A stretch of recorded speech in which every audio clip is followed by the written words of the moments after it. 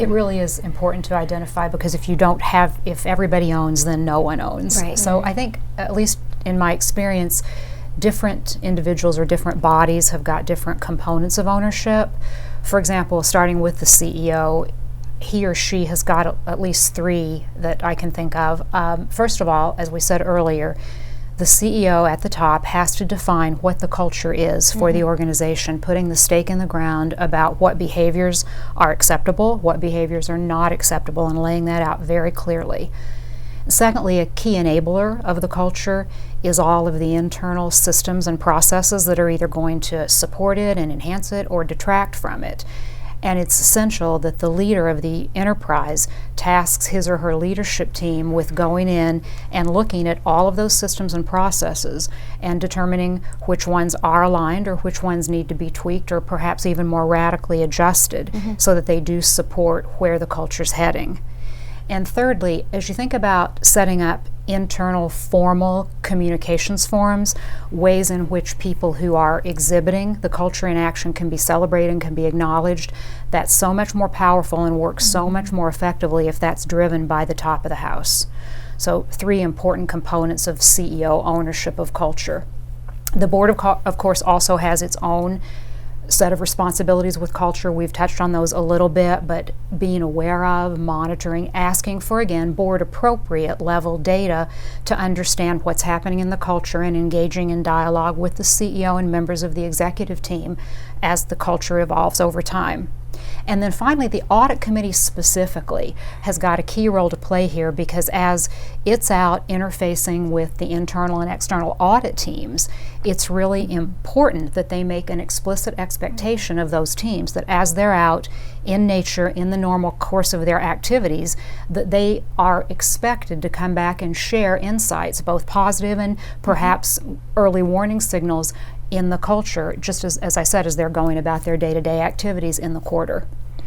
That's really helpful. Jill, in your experience, what do you see as kind of leading practices of ownership of culture? Yeah, so to pick up on Melody's points, reinforcing tone at the top from the board to the executive team level by level, that's setting the tone for the culture, so important. And I want to reinforce one more point, which is the knee-jerk reaction I hear from people when they say, well, who owns culture in your organization? Well, it's everybody.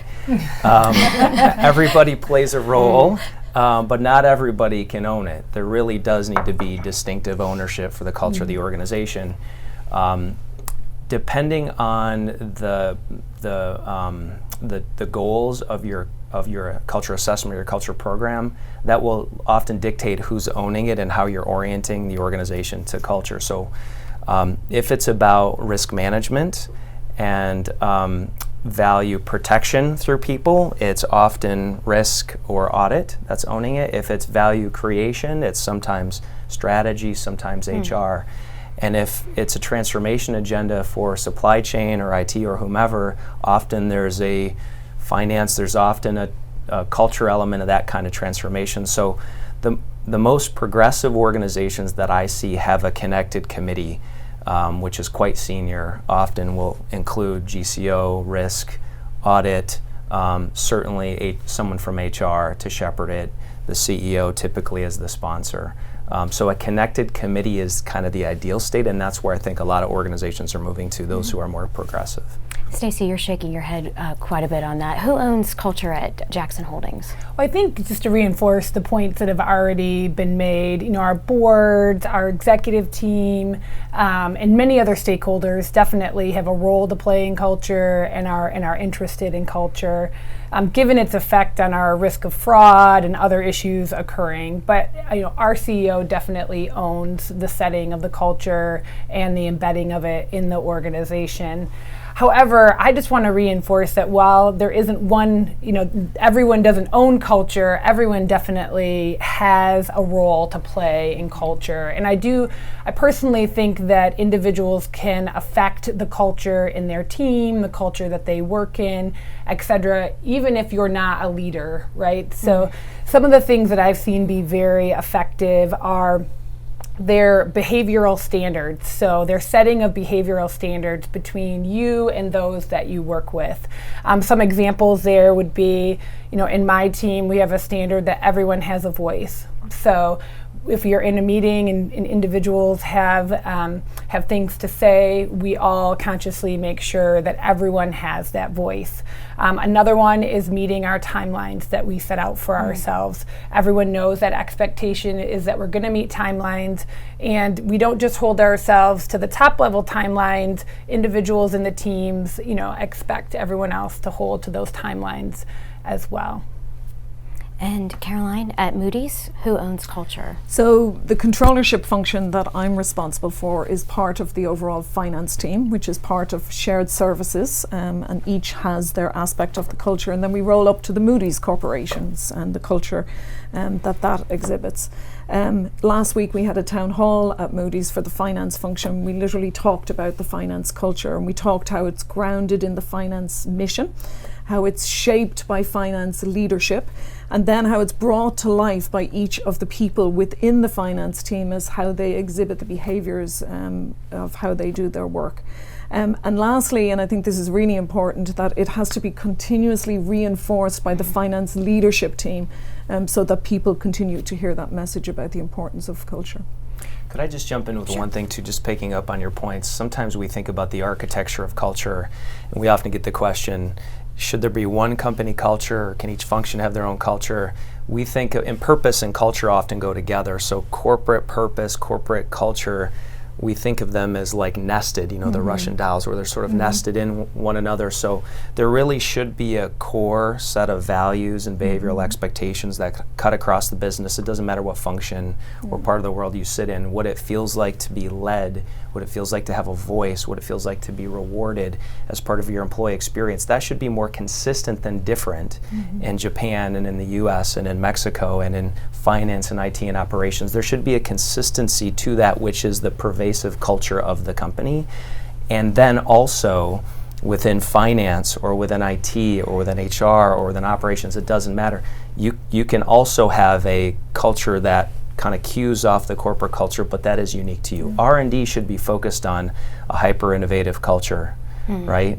Risk should be focused on a value protection culture, right? Sales should be focused on a customer-centric culture, but all of that fits in the context of the kind of the architecture of who we are at our core, our DNA as a company. And if it's okay with the panelists, we actually got a question from the audience that is really kind of related to what you were just talking about, and I'll just read the question. What about global companies where there are true cultural differences due to various social norms across different countries? How do you suggest you combat these differences and implement core cultures or corporate cultures across the globe? That's interesting, Julie, because Joe and I have had a conversation about this and I think we were all kind of involved in this offline a little bit. That's when it becomes most important, because you have to work hard to involve all the various constituents geographically in understanding those similar threads that are the backbone of the corporate culture, the backbone of those inviolate principles of who we are as an organization, what we stand for, what we're here to do. Get them involved in deeply feeling what that is, and then secondarily involve them in, with that as the groundwork, what does that then mean in Mexico or Germany or Tokyo or Japan writ large, and sometimes those can even be different. And I know Joe's got some specific ideas about that he'll share, but when it's global, when there are different social norms, when you are sometimes the backbone principles are fighting against some cultural, geographic norms, it's not the time to lay back. In fact, it's the time to be even more assertive about involving and expanding what you're doing and thinking about culture. Joe? I love the question, and so well said. It's almost like what she said. We're trying not to do that, but to build on it, I would challenge one word in the question, which was combat. It read, how do you combat that? And I don't think that's the right orientation. Not that the participant actually meant it combatively, but that's language matters, and I wouldn't look to combat national variance or variations across the world. In fact, embrace those while building kind of the backbone of what the DNA of the company is. For a few years, we studied the progression of companies from low to average performers into high-performing companies. And we studied it from a human capital and culture perspective. And the marker for a high-performing company is strength of culture when it's positive.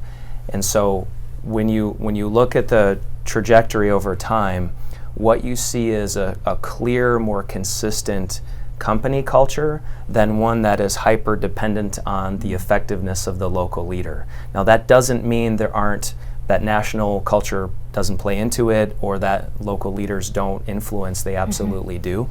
But there should be this kind of consistency to the experience that you're able to build on a core set of values and a core set of principles and a core set of behavioral expectations that everybody has.